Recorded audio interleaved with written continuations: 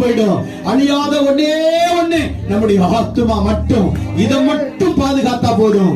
வீட பாதுகாக்க வேண்டாம், வாகனத்தை சொத்தை பாதுகாக்க வேண்டாம். பாதுகாக்க வேண்டியது உன்னுடைய ஆத்துமாவை. ஆத்துமா பாதுகாப்பா இருந்தா அவருடைய வருகையிலே உன்னை ஆண்டவர் அழைத்துக் கொள்ளுவார். ஹல்லேலூயா. எத்தனை பேர் விசுவாசிக்கிறீங்க? ஓ thank you Jesus.